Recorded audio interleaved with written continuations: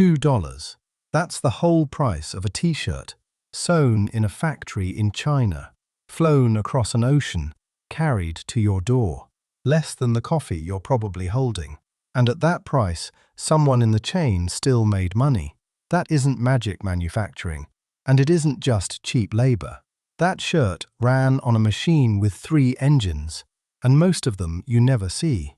In 2025, the biggest one broke. The government shut it down. The shirt is still about $2. So who's paying for it now? Let's take the machine apart. Here's the story most people tell themselves. The shirt is $2 because Chinese factories are just cheaper. Cheaper labor, cheaper materials, enormous scale, buy straight from the source, skip the brand markup, and of course it's dirt cheap. Simple.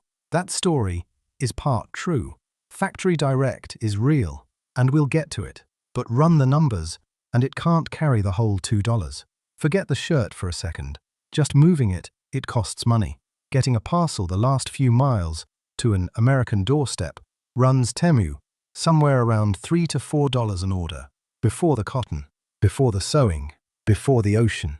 The delivery alone costs more than the shirt. So cheap labor isn't the answer.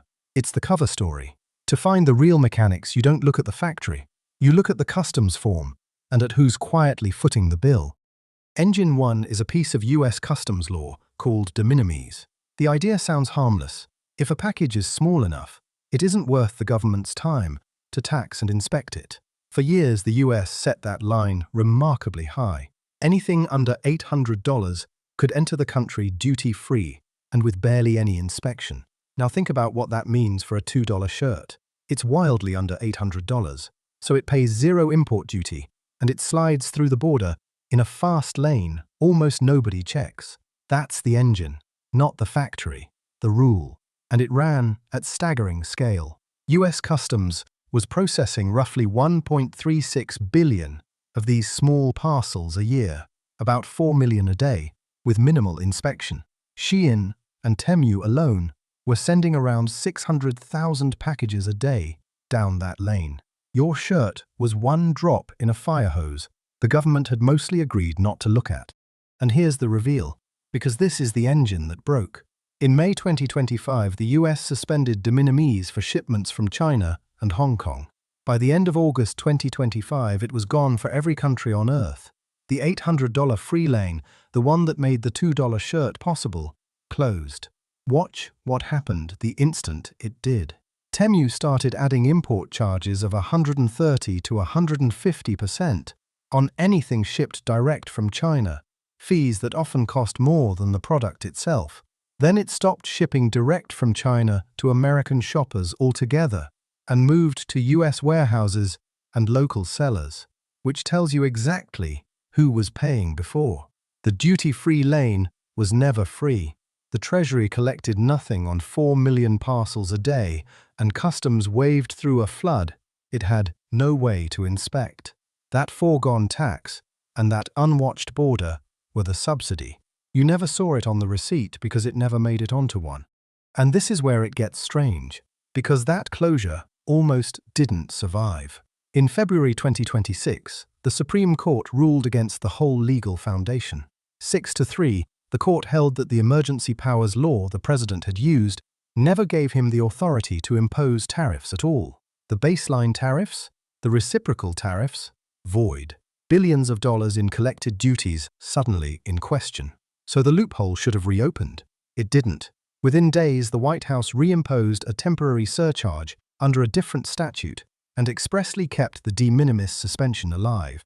Then, in June 2026, Customs and Border Protection went further, closing the $800 exemption indefinitely under its own regulatory authority. Every mode of transport, international mail included. That's the part worth remembering. The closure didn't survive the Supreme Court. It didn't need to. The court struck down the door that had been slammed, and an agency quietly built a wall in the same doorway. When a lane that big closes, the government finds a way to keep it closed. Engine 2 is the one you were told about, and it's genuinely clever. A normal shirt passes through a chain of hands. The factory sells to an importer, who sells to a brand, who sells to a distributor, who sells to a store, 4 middlemen, and every one of them adds a markup. Temu and Shein collapse that chain. The manufacturer lists the shirt on the app and ships it more or less straight to you. Cut 4 middlemen and you cut 4 markups. That's real, and it's a big part of why the base price starts so low. And let's be fair to the model, because there's a real efficiency here that has nothing to do with loopholes. Traditional retail guesses demand months ahead, orders a container of shirts, and eats whatever doesn't sell. Temu's factories make small batches against orders that already exist. No unsold inventory, no warehouse full of last season, no storefront rent. Strip out the guesswork and the real estate, and things genuinely do get cheaper. But notice the trade you're making. To get factory direct pricing, you accept factory direct everything. No brand standing behind it. Long shipping times. Quality that's a gamble. The low price isn't only manufacturing, it's the removal of everyone whose job was to vouch for the product. You're not buying a cheaper shirt. You're buying a shirt with the accountability stripped out. Engine 3 is the one nobody advertises. Temu didn't just price low, it priced at a loss. Back in 2023, at the peak of its push into America, reporting put Temu's losses at somewhere between $7 and $30 on an average order, deliberately eating money on your shirt to get you in the door. That same year, it spent an estimated $3 billion on US online advertising. Super Bowl spots, endless feeds, shop like a billionaire. Now a caveat you deserve. Temu doesn't publish its American unit economics. Those loss figures are outside estimates, not audited numbers, and they're 3 years old. But the shape of the strategy isn't in dispute, and neither is who funded it. Temu belongs to PDD Holdings, the Chinese giant behind Pinduoduo.